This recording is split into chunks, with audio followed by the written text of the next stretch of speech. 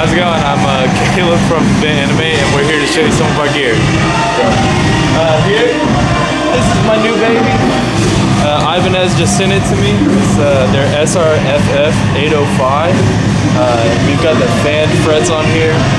It's really kind of a unique bass. It's better for lower tunings. On the top we have a 35.5-inch scale length. We use this for our heavier tuning, which we play in F, so it requires longer scale length, bigger strings. We have a 160 gauge on top. Holds it pretty well. We just got this Ibanez deal before we started this tour, and they've been great so far. Yeah, really since we just started writing in the new tuning, the F, I was in between going with the lighter gauge string and tuning like standard. A lot of bands do that because they don't want like floppy strings. So the plus with the fan fret, like I said earlier, it is the longer scale length on top. It's a little bit different, especially when we get up here. It's just like, it's not a normal feel on a bass. It's not too strange to get used to, but like I said, the frets are a little bit different, so it's kind of foreign. I went with this just because I didn't want to go through the trouble of finding just a huge bass, like all around, just like 36, 37. Really, there's only a few companies that make those. Dingwall is probably the more famous one, but this really caught my attention. It does a great job. This bass is bone stock. Actually has a bolt-on neck, not neck through. Stock pickups, the Palatine. A lot of control here. We have the active passive pickup right there. This is volume knob, obviously, all the way up when I play that. A lot of control. We have mid control, highs, lows. Very dynamic in what I really can't shape my sound with all this control here, and that's kind of hard to find. Usually, like past basses I've played with is just tone, volume, one EQ, and it's just, you can't really get a lot out of it. So I do like that about the Ibanez bass. So. And here we have, this one is my baby. It's the Prestige model. It's the SR 5005. This is a great bass. Not fan fret, it's straight across. 34-inch scale length. Again, a bolt-on neck. It's not neck through, but it's a great bass. Stock Palatine pickups, haven't done anything to it yet. Same EQ control and everything down here with the fan fret. This one is a little bit heavier. It feels very natural to just pick up and play. I'm a fan of heavier basses. I don't like light just flying around everywhere, but this is the favorite bass I've ever played in my life. And on this one we use for the G-sharp tuning, so it's a little bit lighter.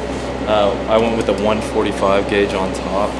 I'm a fan of the Diodarios, mainly because they last long, and they're easily accessible. You can get them on Amazon, which is what I do. They overnight them to you. Great strings, durable. I tour with 3-4 sets of them and I'm fine. So you have to custom order the like 130 and above. So I get individual strings, the 145, the 160 down there. Great strings, love them. Yo, what's up? It's Keaton from Animate. I'm going to show you my guitars today. Alright, so here we got, this is Ibanez's Prestige Model 7 string. It's actually like pretty set up for metal. It's got a 25.5-inch scale, and this one stays in G-sharp for the most part. This is literally my favorite guitar in the world. It's just got an, your average 3-way, simple volume knob. It's got a nice tight-in bridge. It's really dope. These are actually these are stock pickups that came with this. The Ibanez custom pickups. I couldn't quote the model on them, but and it's also got this really dope input jack feature that just sits well with the strap. Okay. So for G-sharp, I actually move back and forth. I have no certain preference. I usually use like an 11 to 54 right here, and then throw a 70 on top. It's usually a bass string too, but Ibanez set this guy up for me. It's got all kinds of cool features, you know, rolls on neck, perfect, just literally perfect lines and everything. It's probably the best guitar I've ever played in my life. So we actually got these very recently. Ibanez sent them to us probably less than a month ago. But the old guitars I used to play live, transitioning to this is just honestly insane. The quality of this guitar in general is just untouchable, literally. So this is the RG-DIX, and it's a 7-string. These are literally made for like metalcore. This is the most metalcore guitar I've ever seen in my life. The finish actually comes like this, and it's available to pretty much anyone. This is a really sick guitar. It is also 25.5-inch scale, and it's got cool little features like the big boy, so you can throw a bass string on top. String wise, I use, like I said before, I don't really stick with one string gauge, but right now I have 11 to a 54 pack, but I switched to 54 for a 66, and then this one is a 76 I think right now, but I'm probably gonna come up on that. It's got these, you know, the guitar locking tuners, and this, you know, all this detail. This looks like a piece of plywood, which is super sick. Bolt-on neck, no fret markers, you know, just super natural finish. Your basic 3-way volume knob, and this guy is DiMarzio, and it comes with those. I didn't add anything to it. So yeah, there's that. This was actually just set up in G sharp, and you know, it's regular 6-string G sharp right here, and you add an extra 5th for the top. So we have the extra high string, which a lot of people think we actually have an extra G sharp on the low end. And this is actually the exact opposite. This is drop A sharp from here down with an extra F on top. So it's F, A sharp, F, A sharp. So it's a cool little drop tuning thing. So kind of a little bit to explain here. Here is the kind of the hub of our live set. It's nowhere near done. We're missing a bunch of crap. Yeah, here. it's a We don't use these. yeah. It's weird playing with Okay, earplugs. so we run through Reaper, and Reaper is our boy, and we got a little, you know, old MacBook. And these guys, one of these comes from Axe Effects, and one of these comes from our mixer. But speaking of the mixer, if you look here, we've got 2 DIs. This is 808 DI and effects, and that's what we send to front of house. And if you look over here on the side, we've got these tracks. Let me look here. So if we say we have a song going, this is going to be what runs to Trey's ear, which comes out of the mixer here, and that's everything that he hears. It's a click track. Yeah, and this is our tracks, which is what's sending right here to front of house, which is all of our fake stuff. This is 808s, just all the, you know, the big boomers. And reamp guitar, actually we reamp one guitar because we only have 4 speeds right now, and we're also fake. We don't have a reamp box anymore, but our reamp runs through Axe Effects, which will run straight to a cab through this guy, little crown. And I also run through Axe Effects, so we've got a double whammy going on. Try and explain that. The process of getting 2 guitars, 2 separate signals. Okay, so to get that to work is almost impossible. It took me like 2 weeks to figure it out. So I just run through this first input, and somebody somewhere found out that you can run a gate and split left and right to make the effects loop another input for guitar. I don't think it was built that way, but that's how we do it. So that's pretty neat. And we have right here our MIDI changes, which changes everything on Axe Effects, so I don't have to touch a single pedal, and I'm also fake. So we pretty much use like the Axe Effects version of 5150, so to say.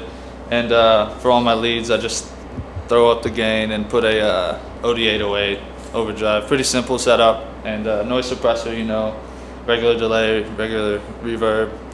For our cleans, we use, I think it's called like a USA clean. Pretty much all the simple stuff, and just try to make it sound as dank as possible. Okay. So my bass setup is real straightforward.